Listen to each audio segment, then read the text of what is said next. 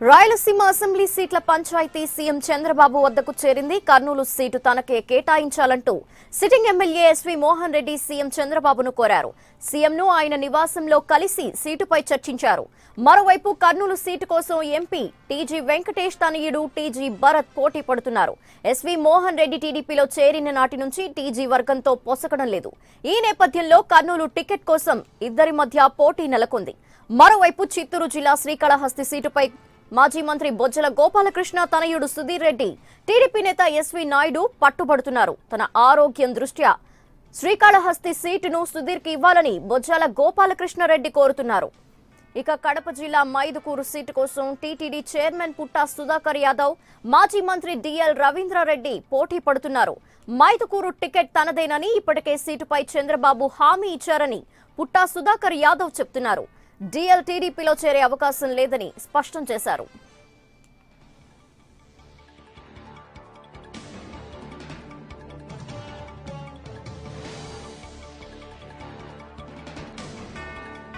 సమస్య లేదు, అదేమైనా సార్తో మాట్లాడితే ఇప్పుడు వస్తాం కదా. అంటే రాజకీయంలో ఉంటాము, ఎమ్మెల్యేగా పోటీ చేయడం వేరు వేరు కదా.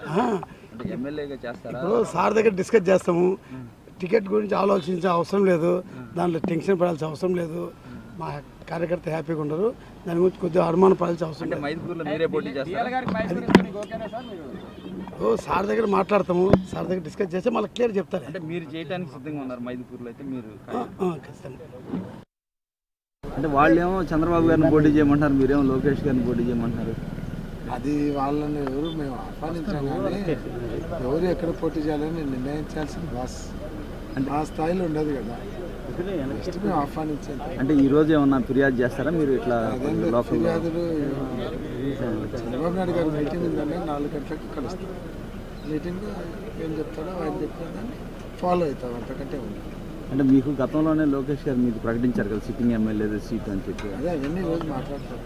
అంటే మీ వేరే కూడా ఇంకా పోటీ ఉంది కదా. ఈరోజు మీటింగ్ పెట్టుకొని ప్రెస్కి నేనేం చెప్పినా రాంగ్ సిగ్నల్ చెప్పగలను. ఇక రాయలసీమ అసెంబ్లీ సీట్ల పంచాయతీ సీఎం వద్దకు చేరింది. ఇదే వ్యవహారంపై మరిన్ని డీటెయిల్స్ మా ప్రతినిధి ఎంపీరావు సెక్రటేరియట్ నుండి అందిస్తారు లైవ్ ద్వారా. ఎంపీరావు, రాయలసీమ అసెంబ్లీ సీట్ల వ్యవహారం ఇప్పటికే చంద్రబాబు వద్దకు చేరింది. సో ఈ సీట్ల సర్దుబాటుని చంద్రబాబు ఏ విధంగా తీసుకోబోతున్నారు?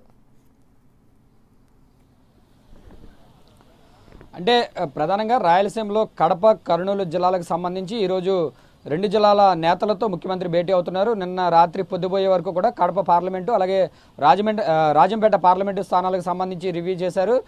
ఈసారి ఖచ్చితంగా కడప జిల్లాలో గతంలో కంటే వైసీపీ కంటే అధికంగా 10 సీట్లకు పైగా టీడీపీ గెలుచుకునే విధంగా కూడా నాయకులంతా కృషి చేయాలి. కడప, రాజంపేట పార్లమెంటు స్థానాలు మనకే దక్కాలని చెప్పి సీఎం చాలా గట్టిగానే నాయకులందరికీ కూడా దిశానిర్దేశం చేశారు. ఈరోజు మరోసారి మరి కాసేపట్లో కడప జిల్లా నేతలు అలాగే కర్నూలు జిల్లా నేతలతో విడివిడిగా భేటీ అవుతున్నారు.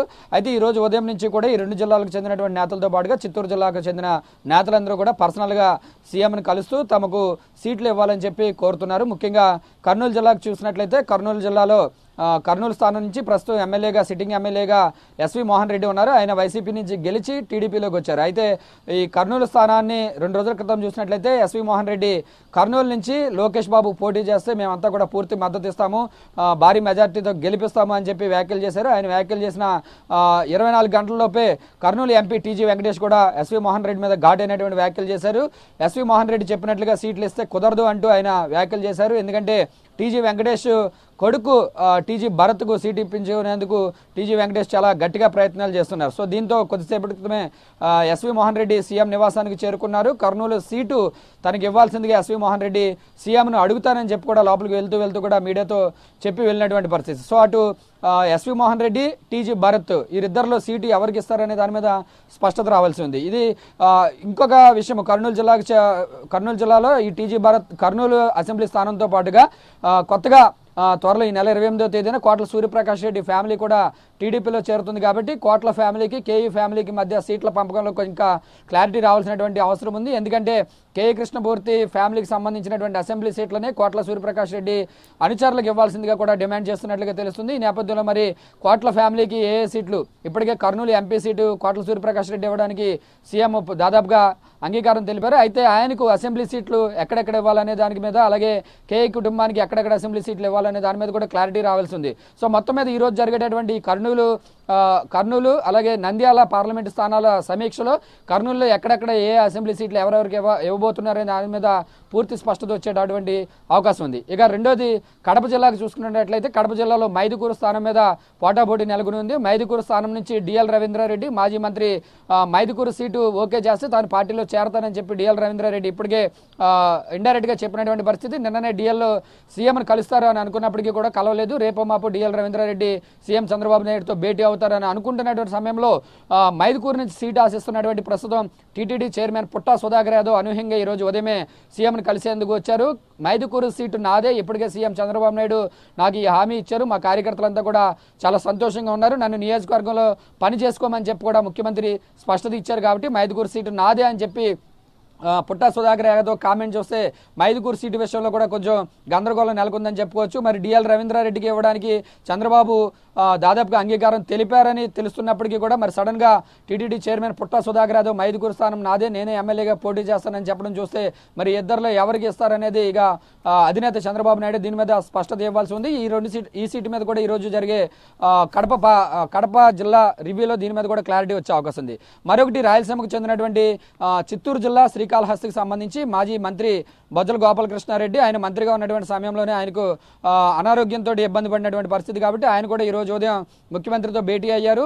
శ్రీకాళహస్తి సీటు తన కుమారుడు సుధీర్కి ఇవ్వాలని చెప్పి ముఖ్యమంత్రిని బొజ్జల గోపాలకృష్ణారెడ్డి కోరినట్లుగా తెలుస్తుంది. అయితే శ్రీకాళహస్తి సీటు నుంచి ఎస్వి నాయుడు టీడీపీ సీనియర్ నేత ఆయన కూడా ఎప్పటి నుంచో కూడా రేసులో ఉన్నారు. అయితే మరి శ్రీకాళహస్తి సీటు ఎస్వి నాయుడుకి ఇవ్వాలా లేదంటే బొజ్జల కుమారుడు సుధీర్కి ఇవ్వాలనే దాని మీద కూడా ముఖ్యమంత్రి క్లారిటీ ఇవ్వాల్సి ఉంది. అయితే ఈ సీటు విషయంలో రేపు లేదా ఎల్లుండి చిత్తూరు జిల్లా నాయకులతో సమావేశంలో శ్రీకాళహస్తి సీటు విషయంలో క్లారిటీ వచ్చే అవకాశం ఉంది. సో ఈ రోజైతే కడప కర్నూలు జిల్లాల నేతలతో సీఎం వేరువేరుగా మధ్యాహ్నం లంచ్ తర్వాత వేరువేరుగా రివ్యూలు పెడుతున్నారు. ఆ రివ్యూలోనే ఈ రెండు జిల్లాలకు సంబంధించి మెజారిటీ స్థానాలకు అభ్యర్థుల ఎంపిక కూడా పూర్తయిపోయే అవకాశం ఉంది. కడప ఎంపీగా ఇప్పటికే ఆదినారాయణ రెడ్డి ప్రస్తుతం మంత్రిగా ఉన్నారు, ఆయన్ను ఖరారు చేశారు.